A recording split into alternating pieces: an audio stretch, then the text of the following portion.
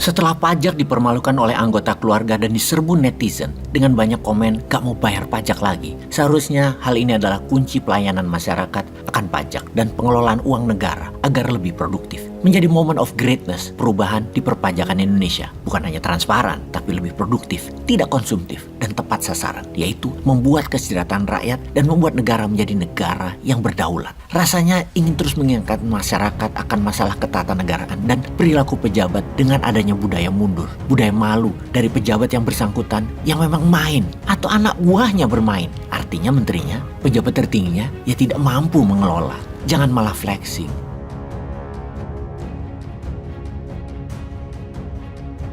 Misalnya ada tuh menteri cuci mobil plat merah milik kantor demi pencitraan. Ya jangan gitu atuh. Masa digedein pencitraannya lalu masalah kelihatan bodoh urusan belakangan. Ya jangan begitu juga pencitraan kementerian kerjanya lah. Menteri kerja itu model begini misalnya. Ada anak buah yang gak bisa kerja ya dipecat. Ada anak buah korupsi selain dipecat ya dihukum mati. Diambil semua hartanya. Dan semua orang di kartu keluarga koruptor tersebut tidak boleh jadi pegawai negeri. Tidak boleh pakai sarana negara. Sekolah negeri, rumah sakit daerah, rumah sakit pusat dan lain sebagainya. Pokoknya sarana negara selama 10 tahun setelah terbukti bersalah di persidangan di mana korupsi di atas 50 miliar dihukum mati. Lalu dia menterinya mundur dari jabatannya. Misalnya begitu. Tepat anggaran untuk masalah yang produktif itu penting. Dalam penyusunan anggaran belanja negara, banyak sekali porsi saat ini yang tidak produktif. Misalnya, bayar bunga pinjaman yang mencapai 400 triliun setahun. Coba bayangkan, bayar bunga pinjaman aja Indonesia pakai pinjaman bayarnya. Hutang saat ini 7.800 triliun. Kalau bunganya 5% setahun, itu hampir 400 triliun. Coba bayangkan, pokoknya nggak pernah terbayar. Karena proyek yang dibangun bukan proyek produktif, adalah semuanya proyek konsumtif kebanyakan. Proyek yang jangka panjangnya ternyata tidak menghasilkan growth atau pertumbuhan. Bahkan membangun jalan tol yang kemudian jalan tolnya pada dijualin semua karena tolnya tidak menguntungkan. Memang terlihat membangun namun tidak menghasilkan growth pertumbuhan.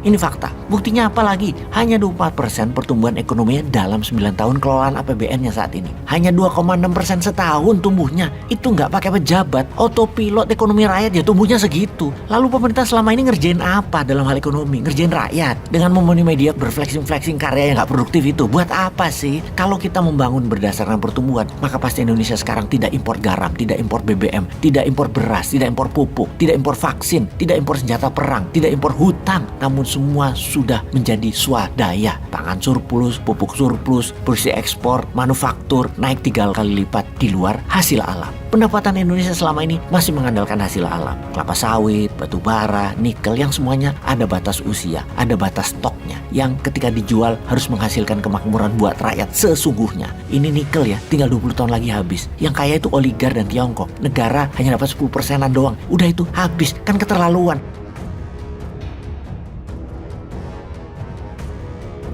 Harusnya Indonesia kaya, mendingan gak usah diproduksi kali. Kalau kayak gini, kalau cuma dapat 10%, ini harus diubah. Ini harus diingatkan kepada masyarakat agar pendapatan tidak hanya bersumber dari pajak bernegaranya. Yang jauh ini hanya membuat rakyat mangkal karena uang pajaknya buat beli saham Goto, masuk lewat Telkom, dan rugi. Aduh, geblek dah urusan beginian.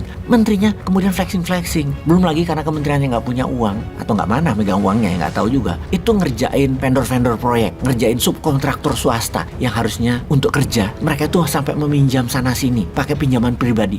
Pas jadi proyeknya tahunan nggak dibayar sama BUMN. Ambiar banget dah cara kelola negaranya. Lalu begitu BUMN rugi, minta APBN bayarin. Pajak rakyat tuh duitnya nggak amanah pada lu semua ya. Tapi kok masih mau lagi berkuasa dan rakyat seakan nggak sadar bahwa mereka ini menghabiskan anggaran ini banyak yang nggak kompeten orangnya dan tidak punya grand design untuk membuat Indonesia makmur. Rakyat sejahtera tuh nggak ada desainnya. Membuat negara berdaulat tuh nggak ada desainnya. Jadi curhat gue ini. Peace dah.